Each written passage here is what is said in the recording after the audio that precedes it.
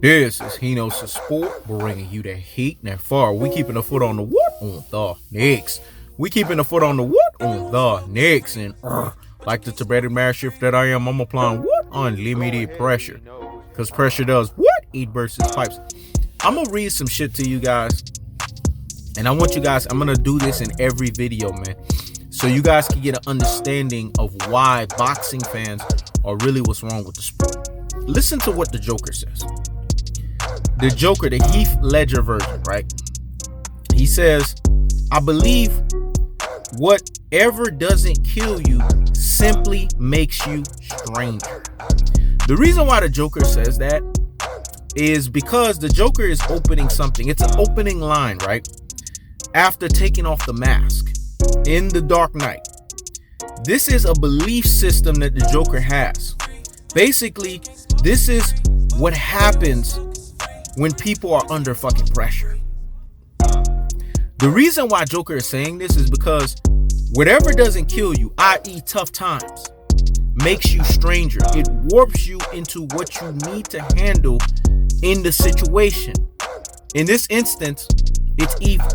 This is what the Joker is using. Then the Joker says, you'll see when the chips are down, they'll turn on each other. What the Joker is saying to them is humanity is a victim of circumstance, i.e. boxing fans. See, boxing fans are a victim of the circumstance of the blind leading the blind into the damn ditch. The Joker goes into preference and he says, reality will always be tough. And our true nature is who we are in tough times. This is why Hkhs Sport tells you guys, you got to always be under the gun. You got to always be in pressurized situations. It's so interesting that Hkhs Sport and the Joker shares a lot of the same traits. I'm not an agent of chaos, but I understand that in order to unction chaos, what it does is it goes against the natural order of what people think is conventional wisdom. You need chaos because chaos creates what's called a learning moment, a learning experience. This is what's happening with Deontay Wilder. Deontay Wilder did a Paidtolose. Fight fans that are so fanboys and fangirls of Deontay Wilder, they don't want to accept this Paidtolose that this man did. But he did a fucking Paidtolose. You guys have to accept this for what it is, man.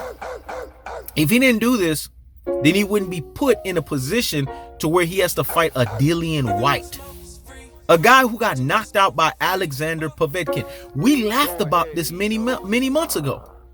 But this is what Deontay Wilder put himself into.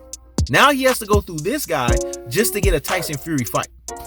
It's a things that make you say, It's a things that make you say, I'm going to read even further what the Joker talked about. The Joker says, they're only as good as the world allows them to be. And I'm just ahead of the curve. See, Hkhs Sport always tells you guys this stuff. You see how Hkhs Sport and the Joker are very similar in a lot of ways? When you are always under the pressure and you always under the gun and you always are putting yourself in pressurized situations, there is a process of adaptation that's associated with that.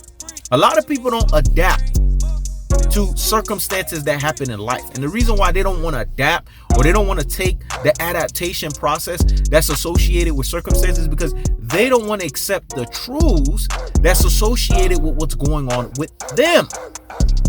But let's read even further. The Joker says, and I'm going to preference this and explain what he means by that. Lo, he thinks he's ahead of the curve because he mentally put himself through dark situations.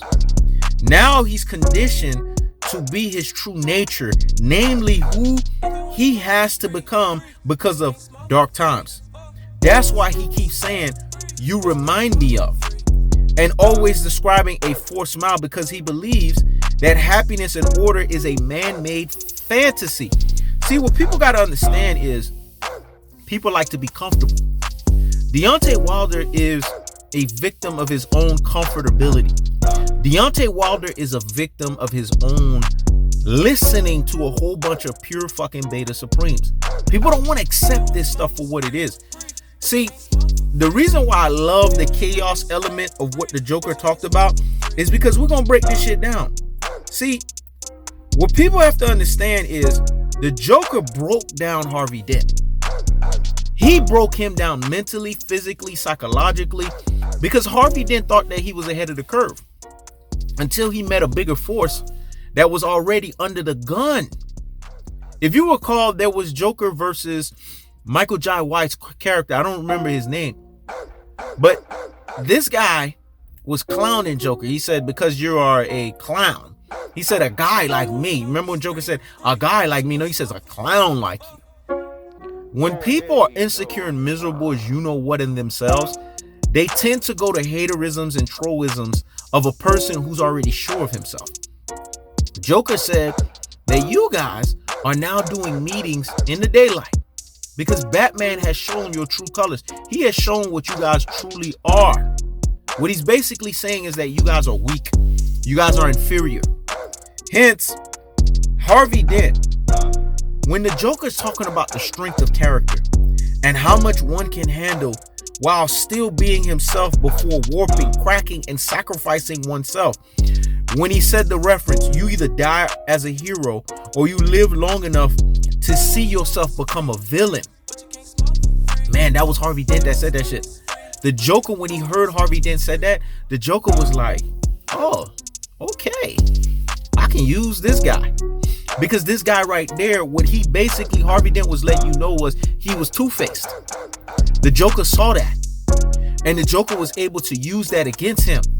See, when you're dealing with a cerebral person that has already been through the fire and understands what the fire is, like a he knows the sport, he's trying to teach you guys and help you guys come into the light of the fire as well too. Deontay Wilder found himself in the precarious situations that he found himself because Deontay Wilder took a Paidtolose. No one wants to accept this truth. Frank Warren and Bob Arum told you before the first punch was thrown in the first fucking fight that there was going to be a trilogy. Right there, you should have already programmed your mind to say, okay, boxing is a three-pronged monster. Economics, politics, and pugilism. See, I already programmed my mind at that time. Even though it rattled me, even though it startled me that Deontay Wilder sat here and reacted the way he did in that situation where Deontay Wilder didn't throw the punch that he was supposed to ensure he got his opponent up out of there, it still prepped my mind that, okay, something is off here. Something's not right. And I know I'm not the only one that thinks that way. Something is not making sense. Where is the athleticism? Where is the explosion? Where is Deontay Wilder? Where's the Bronze Bomber? Where's the activation? Because in every Deontay Wilder fight, even though he's getting outboxed, there's like a possession of the Bronze Bomber that comes. The Bronze Bomber is the alter ego of Deontay Wilder. He is basically the you know how you got yin and yang? He is the yang to Deontay Wilder's yin. You know, that's just the Asian philosophy of good versus evil, right? He is the corrupt version of Deontay Wilder, the evil manifestation of Deontay Wilder. And Deontay Wilder accesses the Bronze Bomber. And that's another thing, man. I mean, there's the spiritual realm and then there's the natural realm. If I start talking about this thing, it'll be forever me talking about it and explaining this to you guys. There's a reason why boxers give themselves nicknames, because nicknames are their alter egos. This is what they access when they fight. Like Earl, the Truth Spence. When he's fighting, he's not Earl Spence, he's the Truth. Terrence, Bud Crawford. When he's fighting, he is Bud. When Deontay Wilder's fighting, he is the Bronze Bomber. He activates that. He activates an alter ego. He didn't do that in the Tyson Fury fight. As a fighter, you have to activate your animalistic tendency, your animalistic personality and animalistic behavior. Absence doing that, what ends up happening is you are just yourself. You need all the adrenaline. You need all of that rush. Because now you're in the trenches of pressure. This is what the fight game is all about. It's all about pressure. We didn't see Deontay Wilder do that. Now that hence, it allows you to start thinking and put two and two together. And what did you come to the conclusion of? The conclusion you came to the conclusion of is, hold up, they said that there was going to be a trilogy before the first punch was thrown in the first fight.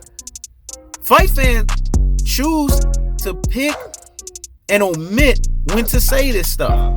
There was times when folks that were Deontay Wilder fanboys said this, and there were times when it didn't fit their bias or pandering narrative, they chose to omit it. You can't pick and choose when it comes to these things. You have to talk about it each and every single time that it happens. Deontay Wilder was paid to lose.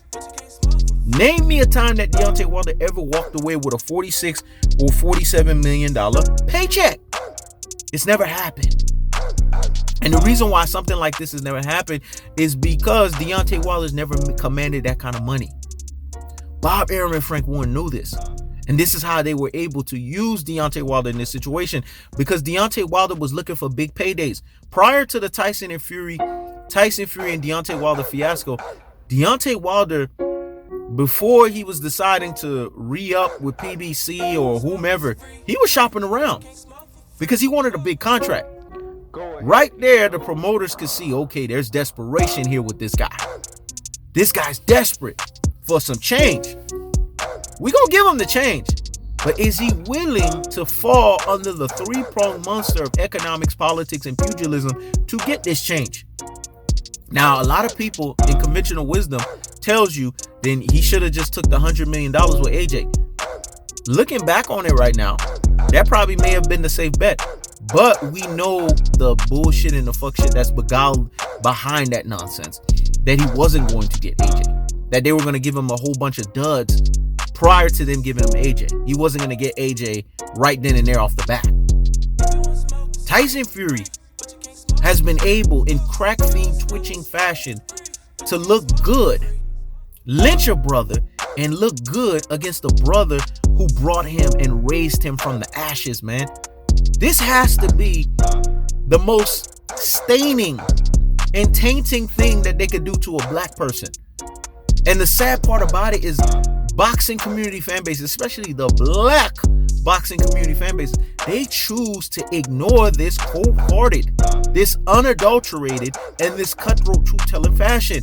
You can't ignore the truth, man. The truth hurts, but it will set you free, and those whom the truth set free are free indeed. You gotta accept the truth that's associated with why Deontay Wilder took a pay to lose and how this has stained and tainted him in terms of boxing legacy. Notice Al Heyman is mute. He's been mute about the whole Deontay Wilder situation because Al Heyman does not force fighters' hands. I've been trying to tell you guys this from the jump. He allows these guys to be what they are, independent contractors. They run their affairs via their own LLCs, meaning their own businesses, limited liability corporations. So meaning they are their own bosses. Al Heyman serves as an advisor.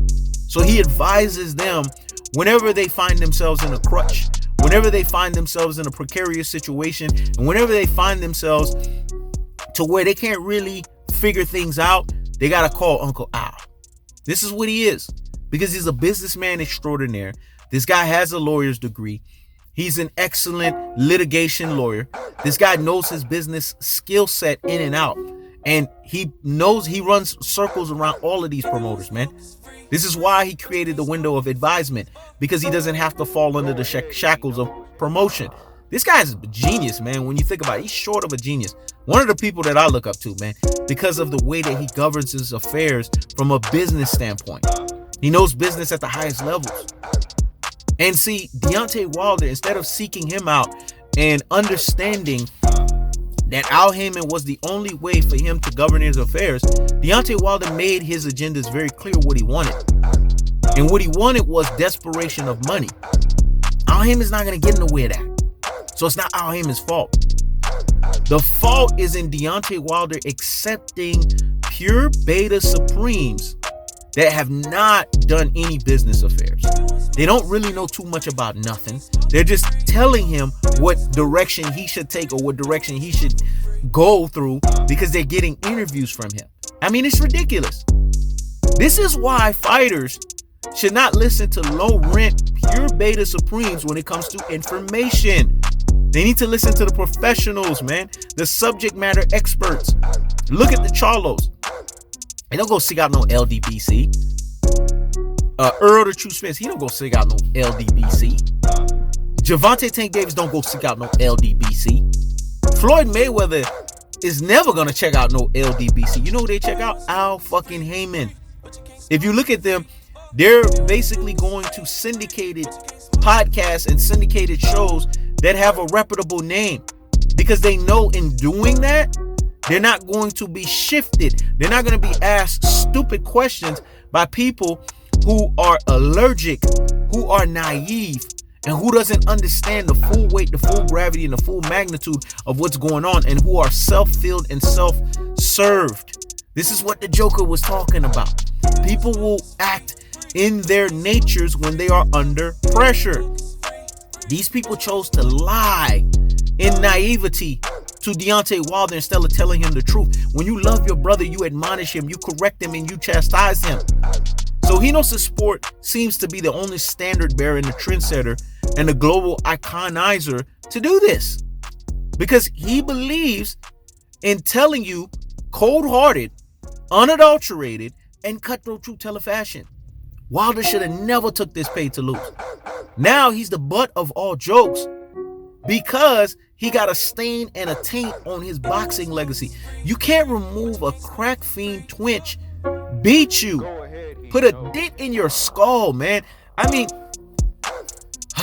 the level of shame that's associated behind that. And then to lynch you during Black History Month on top of that, it's just adding injury to freaking insult. This is one of those things, man, of where you say the mighty has fallen from grace. Deontay Wilder went from top 10 to not even diction at all. Dillian Whyte, this was a guy that we laughed about not too long ago, where we was like, he better hope that he go through some hurdles to get Deontay Wilder. Deontay Wilder went from being part of that trinity of Anthony Joshua and Tyson Fury of heavyweights to now he's in the middle of the pack. You see, this is what's wrong with the black community. This is what's wrong with black people. This is what's wrong with us as individuals. We always are looking for the temporal and the short term instead of the long term, man. I done liken this example to folks that sell their homes because they're getting 20 and 30,000. They're about to do gentrification in the neighborhood, and then that person who pays you the 20 to 30,000 because they know you in debt, they know you need some quick money, they turn around and sell a place for 400,000 or 500,000. Did you see how much they've made on you? You see how much they buffered it up as real estate developers? You see how much they were able to turn it around because they saw the long game while you were looking at the short game. Deontay Wilder looked at the short game here. He did not look at the long game. And Deontay Wilder chose in ignorance and in limited mental capacity to make decisions that ultimately affect him. Now he's the outsider looking in. He can't make those decisions. When he had the WBC belt, which is the sexiest belt in boxing, he was able to make decisions that these other heavyweights couldn't make. He had 10 title defenses on his name. The only other person to do that in the modern heavyweight era was Muhammad Ali. And then he could sit there and look at these two other heavyweights and say, I have something of cachet that I bring to the table. Now you got Mauricio Solomon. Isn't this ironic? The guy who we know has taken the mantle of patriarchy from his father when it comes to the WBC.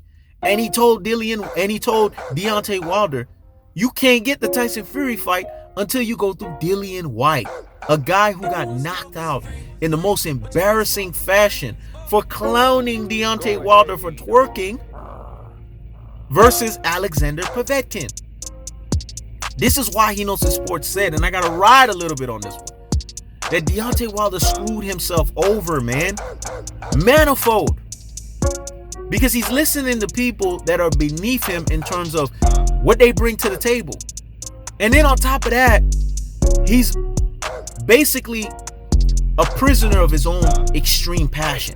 See, Deontay Wilder is so passionate by default to the point that it becomes a handicap. It becomes a crutch. It's good to be passionate because in passion, that's where you find your confidence, purpose, and abundance mindset. It's good to have what's called being able to be an authentic person, which is what Deontay Wilder is. But the LDBC used it because they saw that was his crippling effect. They saw that it was his kryptonite, and they saw a way in. I'll give them that. They were at least smart enough to see through that shit. But Deontay Wilder wasn't deep enough to think mentally wise on how to navigate around it. See, Earl Spence saw that shit. The Charlo brothers saw that shit.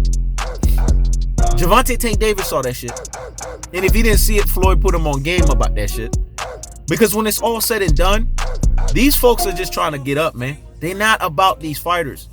See, me, it's not personal. I don't take boxing personal. I don't know these fighters personally. And I don't give a shit. But I'm going to call a spade a spade. I'm going to keep it real. I'm going to keep it a buck, and I'm going to keep it 100.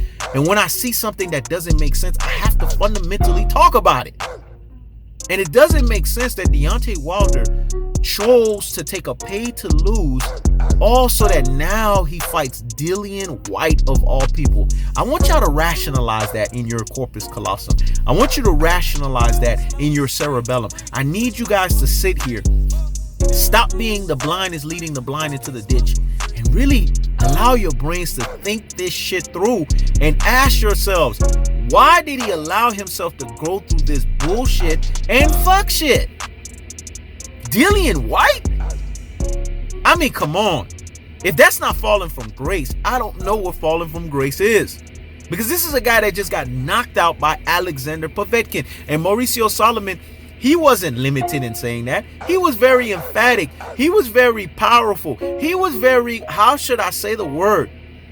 He was very consistent and authentic in him saying, look, you want the Tyson Fury fight, you got to fight this guy. Deontay Wilder has fallen, man. He took a pay to lose, and now it's backfiring on him. This is what the master does to slaves. The sad part about it is Deontay Wilder had so many examples in front of him. How could you fall for this shit? You got Al Heyman in your corner. And if you were on some shit where you was just like, fuck Floyd Mayweather. See, this is where he was fucking up. Because I done told you guys, Al Heyman and Floyd, they work hand in hand. A lot of times when Al Heyman knows something about fighters, don't get that shit twisted. Floyd knows something about those fighters too, man. Because I done told you the pristine forefathership of PBC was built on Floyd. And if you don't say that, you're a casual. You don't know boxing. And when Floyd was asking Deontay Wilder, come seek me out, let me help you out, instead of being arrogant about it, because Floyd could see that you were going into that damn ditch, he was trying to help you out. You should have did that shit, man. Now look at Anthony Joshua. He ain't stupid. After he got embarrassed by Andy Ruiz Jr., he's like, I'm gonna seek out Floyd. I want Floyd to train me. You know why? Because he understands that he wants to be impregnable. He wants to be basically no penetration of a crack fiend twitch, because Tyson Fury is slick. This is a slick motherfucker. But if you have the slickest guy in the history of boxing and Floyd Mayweather to train you, then you can out-slick a fucking slickster, especially a crack fiend twitching iteration. This is what Deontay Wilder should have done. And anybody that's smart, anybody that's asking these underlying questions and these underlying truths would demand this from Deontay Wilder. That's the cold-hearted. That's the unadulterated. That's the cutthroat true fashion. Deontay Wilder is a prisoner of his own extreme passion. And because of this, it caused him to go into a crippling pay-to-lose situation to where now he doesn't dictate no terms. He has to wait until the terms are dictated for him. It's the things that make you say, It's the things that make you say, You see why I can't rationalize Deontay Wilder no more? Because Deontay Wilder's not making independent, free agent, contractor PBC moves. He's doing no different than what crippling boxers has done before him. Like the Mike Tysons of the world. And being in cripple ass contracts with Don King. This is what he's in right now. With Tyson Fury and Deontay Wilder. He's in a crippling situation. That's the cold-hearted. That's the unadulterated. That's the cutthroat true fashion. I keeps the foot on the Hkhs. I keeps the foot on the Hkhs. This is He Knows the Sport. Check it out.